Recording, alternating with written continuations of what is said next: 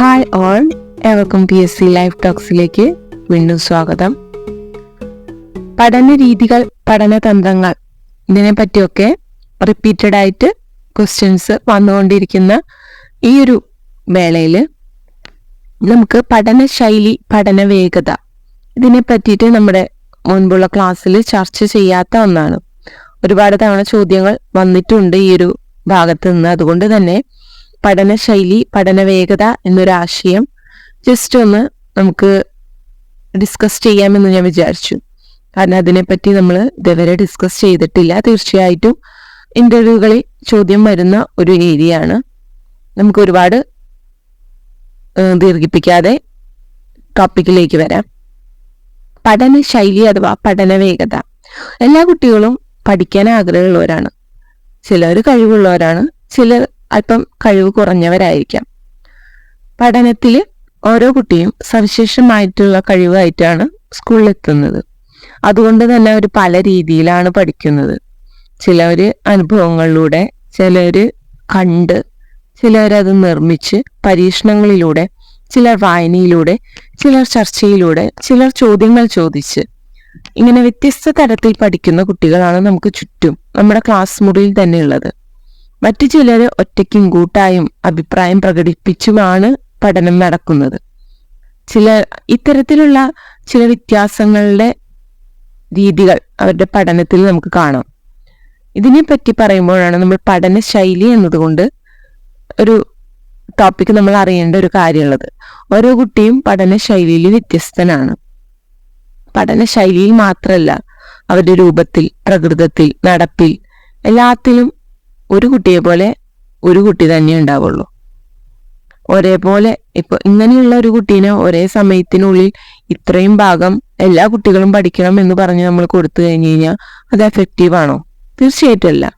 ഓരോ കുട്ടികളും എല്ലാ കാര്യത്തിലും വ്യത്യസ്തതയുള്ളതുപോലെ തന്നെ അവർക്ക് പഠന കാര്യത്തിലും വ്യത്യസ്തതയുണ്ട്. എല്ലാ കുട്ടികൾക്കും ഒരേപോലെ പഠിക്കാൻ പറ്റിയെന്ന് വരില്ല.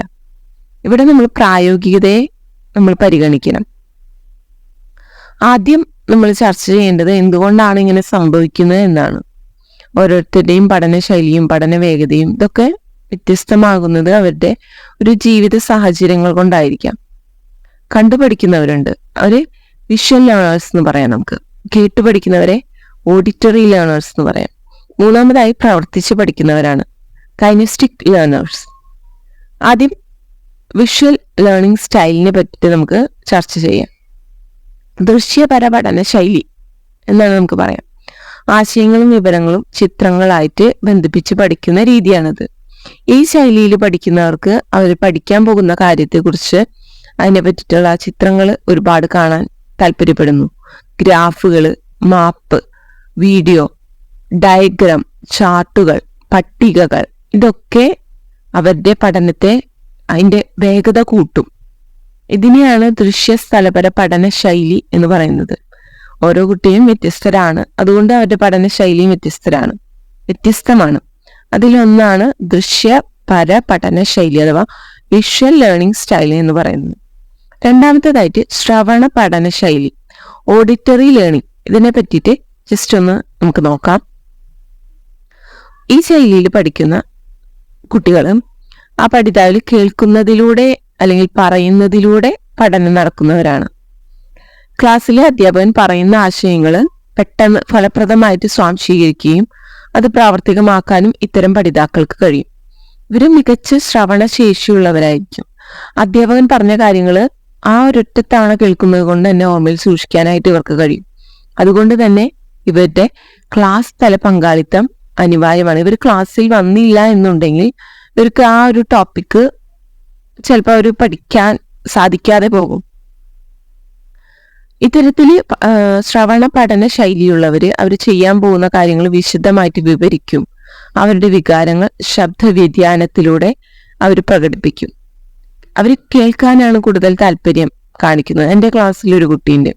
ആ കുട്ടി എല്ലാ ടോപ്പിക്കും ആ കുട്ടിക്ക് ഇഷ്ടമാണ്. എങ്കിൽ പോലും ആ കുട്ടിക്ക് EVS ഒക്കെ എടുക്കുമ്പോൾ നമ്മളിങ്ങനെ കഥ പോലെ ഓരോ സംഭവങ്ങൾ ഇങ്ങനെ പറഞ്ഞു പോകുകയാണ്. തീർച്ചയായിട്ടും ക്ലാസ്സുകളിൽ കൊച്ചു കുറുമ്പന്മാരുണ്ടായിരിക്കും. അപ്പൊ നമ്മൾ ക്ലാസ് ഇടയ്ക്ക് വെച്ച് എന്തെങ്കിലും ഒരു കുറുമ്പ് കാണിക്കുമ്പോൾ നമ്മളൊന്ന് പോസ് ചെയ്ത് ആ കഥ പറച്ചിലൊക്കെ നിർത്തുകയാണെങ്കിൽ അപ്പോൾ ഈ കുട്ടി പറയും, പ്ലീസ് ടീച്ചറെ, നിർത്തല്ലേ ടീച്ചറെ, പറയ് ടീച്ചറെ, നല്ല രസമുണ്ട്, അവര് അവിടെ നിന്ന് കുറുമ്പ് കാണിച്ചോട്ടെ എന്നൊക്കെ പറയും. അവന് അവന് ആ ഒരു നമ്മൾ പറയുന്ന ആ ക്ലാസ്സിലൂടെ തന്നെ അവൻ എല്ലാ കാര്യങ്ങളും ക്യാച്ച് ചെയ്യും. അവന് വീട്ടിൽ പോയിട്ട് പിന്നെ പഠിക്കേണ്ട കാര്യമില്ല.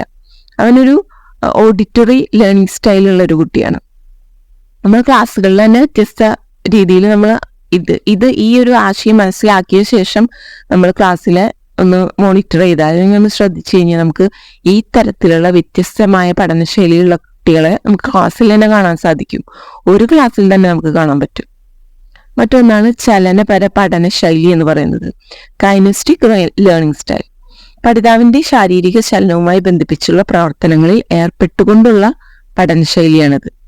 ഇവർക്ക് കേട്ട് പഠിക്കാനോ കണ്ടുപഠിക്കാനോ ഒക്കെ താല്പര്യം കുറവാണ്. ഇവർ പഠനോപകരണങ്ങൾ തയ്യാറാക്കുക, ലാബ് പ്രവർത്തനങ്ങൾ, പാഠ്യവസ്തുവുമായി പ്രവർത്തനങ്ങളെ ബന്ധിപ്പിക്കുക, അല്ലെങ്കിൽ ചിലപ്പോൾ നാടകീകരണം, കളികള്, ഇതിലൂടെയൊക്കെയാണ് ആ കുട്ടികൾ പഠിക്കുക. തീർച്ചയായിട്ടും നിങ്ങൾ ചിന്തിച്ചു നോക്കിയാൽ നിങ്ങളുടെ ക്ലാസ്സിലും ഇങ്ങനെ ഒരു കുട്ടീനെ കാണാം. ഒരു കുട്ടിയല്ല, കൂടുതൽ കുട്ടികളെ കാണാം. അവർക്ക് ഒന്ന് വായിച്ചത് കൊണ്ടോ അല്ലെങ്കിൽ കേട്ടത് കൊണ്ടോ ആ ഒരു ഐഡിയ കിട്ടണമെന്നില്ല. അതിനെ തുടർന്ന് നമ്മൾ കൊടുക്കുന്ന ആക്ടിവിറ്റീസ്, അതിലൂടെ ആയിരിക്കും അവർ പഠിക്കുക. ഇങ്ങനെ ഏതെങ്കിലും ഒരു ശൈലിയിൽ മാത്രം ഉറച്ചു നിൽക്കുന്ന പഠിതാക്കള് വളരെ കുറവായിരിക്കും. മിക്കവാറും 3 സാധ്യതകളും എല്ലാവരും പഠനത്തിൽ ഉപയോഗിക്കും. എങ്കിൽ പോലും നമ്മൾ ക്ലാസ്സിൽ നോക്കി കഴിഞ്ഞാൽ ഈ ഓരോ ശൈലിയിലും മാത്രം ഫോളോ ചെയ്യുന്ന കുട്ടികളെയും നമുക്ക് കാണാൻ സാധിക്കും. ഇതാണ് പഠന ശൈലിയെ പറ്റിയിട്ട് നമുക്ക് പറയാൻ കഴിയുന്ന കാര്യം. പഠന വേഗത, ഇത് പ്രത്യേകിച്ച് നമുക്ക് പറയേണ്ട കാര്യമില്ല. ഓരോ കുട്ടിക്കും വ്യത്യസ്ത പഠന വേഗതയാണ്. ഓരോ കുട്ടിക്കും അവൻ്റെതായ പഠന വേഗതയും പഠന ശൈലിയും ഉണ്ട്. ഓരോ കുട്ടിക്കും ഒരു ആശയം സ്വാംശീകരിക്കാനായിട്ട് വ്യത്യസ്ത സമയമാണ് വേണ്ടത്. ഇത് നമുക്ക് അറിയാവുന്ന കാര്യമാണ്. ഇത് സഹപഠനം, അതായത് പിയർ ലേണിംഗ്, ക്ലാസ് ലൈബ്രറി, ഇതൊക്കെ പ്രയോജനപ്പെടുത്തുന്നതിലൂടെ പഠന വേഗത നമുക്ക് കൂട്ടാൻ സാധിക്കും. നമ്മൾ പറഞ്ഞു കൊടുക്കുന്ന കാര്യം അവർ പഠിക്കുന്നു എന്നത് കൊണ്ട് മാത്രം പഠനം കഴിയുന്നില്ല. ഇത്തരത്തിലുള്ള സഹപഠനം, മറ്റുള്ളവരുടെ ആശയങ്ങൾ കേൾക്കുക, അതുപോലെ തന്നെ ക്ലാസ് ലൈബ്രറി യൂസ് ചെയ്യുക, ഇത്തരത്തിലൂടെ അവർക്ക് പഠന വേഗത കൂട്ടാനായിട്ട് സഹായിക്കും. മറ്റൊന്നാണ് പഠന രീതി എന്ന് പറയുന്നത്. പഠന രീതിയെ പറ്റിയിട്ട് നമ്മൾ പറയുന്നില്ല അധികം, ജസ്റ്റ് ഒന്ന് ഇൻട്രൊഡ്യൂസ് ചെയ്യാം. ഈ 3 കാര്യങ്ങളാണ് നമ്മൾ റിപ്പീറ്റഡ് ആയിട്ട് പഠനത്തെ പറ്റി ചോദിച്ചു വരുന്ന കാര്യങ്ങൾ. പഠന രീതി എന്ന് പറയുന്നത് നമ്മൾ ഓൾറെഡി പറഞ്ഞൊരു കാര്യമാണ്, ശിശു കേന്ദ്രീകൃത രീതി, അധ്യാപക രീതി. ഇതിൽ ശിശു കേന്ദ്രീകൃത രീതിയിലുള്ള പഠന രീതികൾ ഏതാണെന്നും അധ്യാപക കേന്ദ്രീകൃത രീതിയിൽ വരുന്ന കാര്യങ്ങൾ ഏതൊക്കെയാണെന്ന് മാത്രം ഞാൻ പറയുന്നുള്ളൂ. അതിനെപ്പറ്റി വിശദീകരിച്ച് നമുക്ക് എല്ലാവരും നമ്മൾ ഓൾറെഡി പഠിച്ചിട്ടുള്ളതാണ്. നിങ്ങൾക്ക് ആവശ്യമുണ്ടെങ്കിൽ മാത്രം താഴെ കമന്റ് ചെയ്യുകയാണെങ്കിൽ ഞാൻ അതിനെപ്പറ്റി സ്പെഷ്യലായിട്ടൊരു ക്ലാസ് ഇടാം. എങ്കിലും ശിശു കേന്ദ്രീകൃത രീതിയിലുള്ള പഠന രീതികൾ ഏതെല്ലാമാണ് എന്ന് ചോദിച്ചിട്ടുണ്ട്. അതുകൊണ്ടാണ് പറയുന്നത്. എന്ന് ചോദിക്കുമ്പോൾ നമ്മൾ പറയേണ്ടത് അന്വേഷണാത്മക രീതി, പ്രശ്നപരിഹരണ രീതി, അപഗ്രഥന രീതി, പ്രൊജക്റ്റ് രീതി, കളി രീതി. ഈ 5 രീതികളുമാണ് ശിശു കേന്ദ്രീകൃത രീതിയിൽ വരുന്നത്. ഏതെല്ലാമാണ്? അന്വേഷണാത്മക രീതി, പ്രശ്നപരിഹരണ രീതി, അപഗ്രഥന രീതി, പ്രോജക്റ്റ് രീതി, കളി രീതി. ഓക്കെ, അധ്യാപക കേന്ദ്രീകൃത രീതിയിൽ 3 കാര്യങ്ങളാണ് വരുന്നത്. 3 പഠന രീതികൾ: ആഗമന നിഗമന രീതി, പ്രഭാഷണ രീതി, ഡെമോൺസ്ട്രേഷൻ മെത്തേഡ് അഥവാ ഡെമോൺസ്ട്രേഷൻ രീതി. ആഗമന നിഗമന രീതി, പ്രഭാഷണ രീതി, ഡെമോൺസ്ട്രേഷൻ രീതി. ഇതാണ് ഇതിൽ 3ലും വരുന്നത്. ഇതിന് ഓരോന്നിനെ പറ്റി നമുക്ക് ഒരുപാട് പറയാനുണ്ട്. നമ്മൾ ഒരുപാട് ക്ലാസ്സിൽ അതിനെപ്പറ്റി ഒറ്റയ്ക്കായിട്ട് പറഞ്ഞിട്ടുണ്ട്. നിങ്ങൾ ആവശ്യമുണ്ടെങ്കിൽ മാത്രം പറഞ്ഞാൽ കുറച്ചുകൂടി ഡീറ്റെയിൽ ആയിട്ട് ഞാൻ പറഞ്ഞു തരാം. ഇപ്പോൾ നമുക്ക് ഇത് മാത്രം പറയാം. ഓക്കെ, പഠന രീതിയെ പറ്റി പറഞ്ഞു, പഠന വേഗതയെ പറ്റി പറഞ്ഞു. അതിൽ പിയർ ലേണിങ്ങും ക്ലാസ് ലൈബ്രറി ഒക്കെ ഒരുപാട് ഇമ്പോർട്ടൻ്റ് ആണ് എന്നുള്ള കാര്യം ഓർത്തു വയ്ക്കുക. ചോദ്യം വരുമ്പോൾ നമുക്ക് പറയേണ്ട ഒരു കാര്യമാണത്. മറ്റൊന്ന് പഠന ശൈലീനെ പറ്റിയിട്ടാണ്. ദൃശ്യപര പഠനശൈലി, ശ്രവണ പഠനശൈലി, ചലനപര പഠനശൈലി. ഇത് 3ഉം ഫോളോ ചെയ്യുന്ന കുട്ടികളുണ്ട്. ഒറ്റയ്ക്കായിട്ട് പഠനം നടക്കുന്ന കുട്ടികളുമുണ്ട്. ഇത്രയാണ് ഇന്നത്തെ വീഡിയോയിലുള്ളത്. ഞങ്ങൾക്ക് യൂസ്ഫുൾ ആകും എന്ന് തന്നെ ഞാൻ വിശ്വസിക്കുന്നു. തീർച്ചയായിട്ടും ഇഷ്ടപ്പെട്ടാൽ കമൻറ്റ് ചെയ്യുക. നിങ്ങളുടെ കൂടുതൽ ആശയങ്ങളുണ്ടെങ്കിൽ കമൻറ്റ് ചെയ്യുക. അതുപോലെ തന്നെ നിങ്ങൾക്ക് ഇഷ്ടപ്പെട്ട് കഴിഞ്ഞാൽ ലൈക്ക് ചെയ്യുക, നിങ്ങളുടെ ഫ്രണ്ട്സിന് ഷെയർ ചെയ്യുക. എവർക്കും നല്ലൊരു ഇൻ്റർവ്യൂ ആശംസിക്കുന്നു. നന്ദി.